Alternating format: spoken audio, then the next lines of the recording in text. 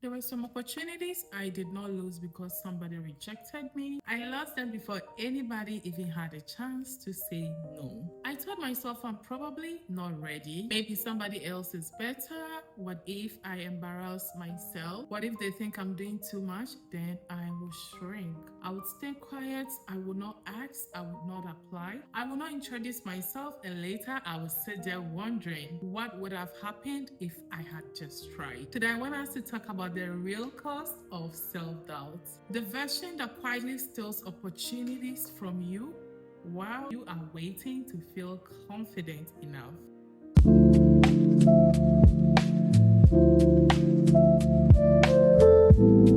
Hey guys, welcome back to Life and Business with Sabi. Today's conversation is very personal. I'm talking about self doubt because I have lived it. And if you're new here, please don't forget to hit the subscribe button. This is a safe place where we have honest conversations about real life lessons, business, faith, and many other. I still have moments where I question myself, and I am not sitting here as somebody who has completely mastered confidence. I'm talking as somebody who has started noticing what self doubt has cost me. And I think once you recognize the pattern, you can start interrupting it. So let's get into today's conversation. Sometimes self doubt becomes so obvious. Then you use the word, I can't do it. But sometimes it sounds more reasonable. Oh, I will do it when I am prepared. I need one more course. I need better equipment. I need more followers. I need to know more people. I will apply next year. I will post it when it's perfect.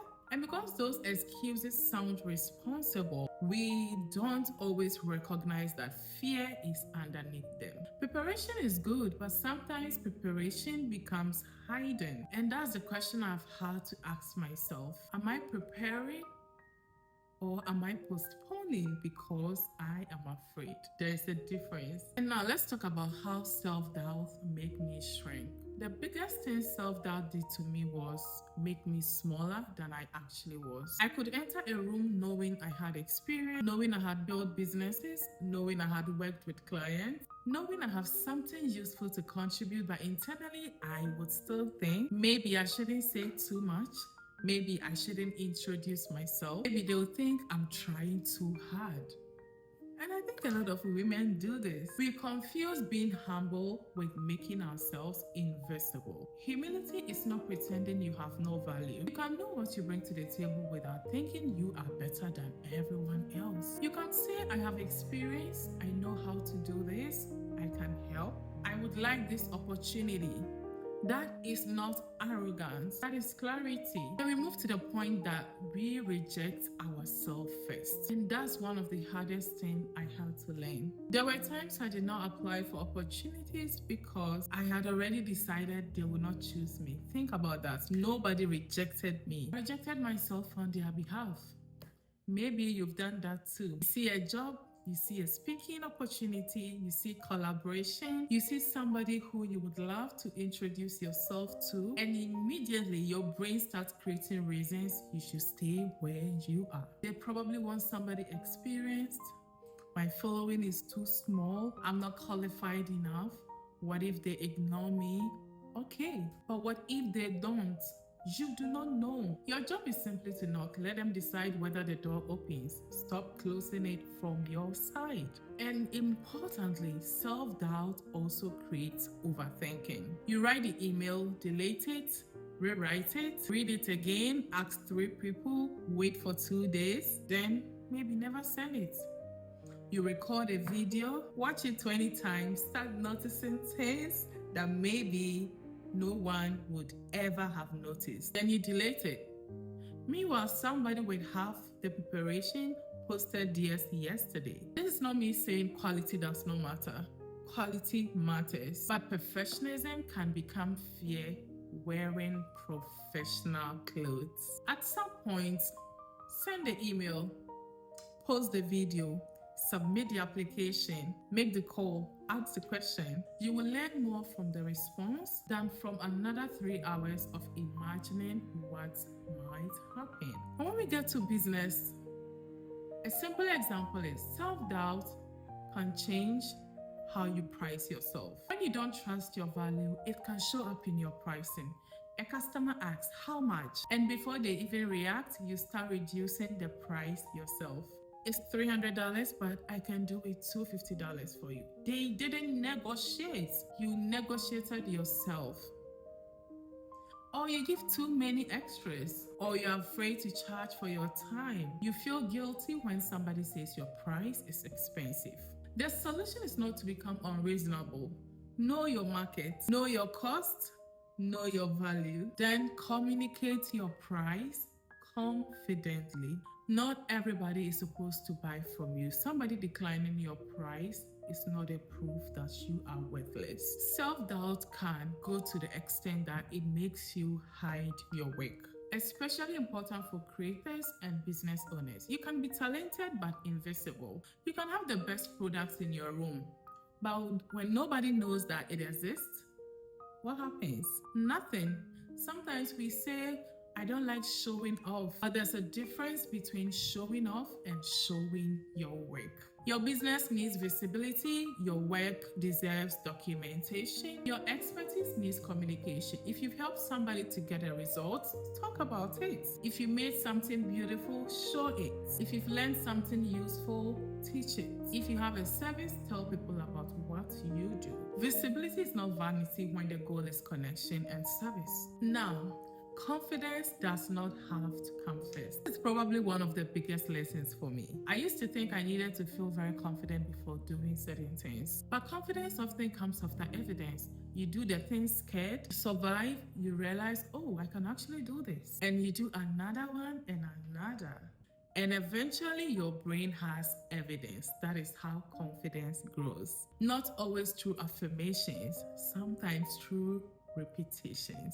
You speak once, then again, you post the video, you send a proposal, you attend the event, you introduce yourself, and you start collecting proof that fear was exaggerating. And with this, we build evidence and not motivation. If you struggle with self-doubt, I want you to create something. Call it my evidence file. Then go ahead and put in customer reviews, certifications, completed projects, screenshots of encouraging messages, results you created, things you were afraid to do but you did them anyway, positive feedback, and milestones. Not so you can worship yourself, but because self-doubt has selective memory. It remembers the embarrassing moment from 2018 and somehow forget the 10 things you did well last month. Keep evidence, and on a bad day, look at it and remind yourself, I have grown. I have done hard things before. I am not beginning from nothing. Now, to my most important point, stop waiting to feel worthy of the room. An opportunity comes to you and you immediately start wondering, do I belong here? Maybe the question should be, what can I contribute while I'm here? That changes everything. You stop obsessing over yourself. You start thinking about service. If I'm invited to speak, what can I give? If I get this job, how can I contribute? If I attend this event, who can I connect with? If I launch this business, what problem can I solve? Self-doubt makes everything about whether you are enough. But purpose asks, what am I here to do? And also note, your voice will not sound like somebody else. This one helped me a lot in my content. Sometimes you see someone speak beautifully. Their vocabulary is strong, their delivery is polished, their following is massive. Then you look at yourself and think, I don't sound like that. Good. You are not supposed to. Your responsibility is not to become a copy of somebody you admire. Learn, improve, expand your vocabulary, improve your communication, but keep your voice. Somebody will connect with it the way you explain it. And that is enough reason to keep developing. And that's what I do now when self-doubt shows up. I don't always try to make the doubts disappear.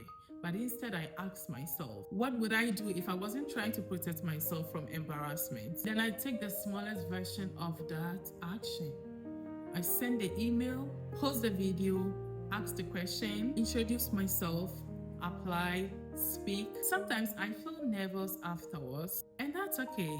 Courage and discomfort can exist together. And this final part is the note I want to send to a woman who keeps shrinking. Please stop thinking you need permission to take yourself seriously. You can be soft and still be assertive. You can be kind and still have boundaries. You can be humble and still know you are capable. You can love your family and still have ambition. You can support other women and still pursue your own goals. You can walk into a room without apologizing for being there. You do not need to become loud. You need to stop making yourself disappear. When I look back, some of my regrets are not the things I tried and failed at. They are the things I never tried, the conversations I never started, the questions I did not ask, the opportunities I assumed were not for me, the moments I shrank before anyone else asked me to. And I don't want to continue living like that. Maybe you do not want either.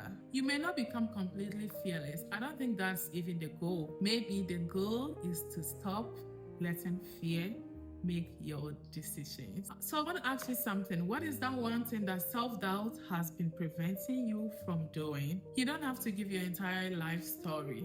Just name the thing. Applying, posting, starting, speaking, charging, living, asking, whatever it is, and then this week take one small action towards it. Thank you so much for staying with me through this video today. And if this conversation helped you, please do not forget to subscribe to Life and Business with Sabi. Over here we do have honest conversations about faith, business, real life lessons, and many more. I'll see you again in the next video. Bye.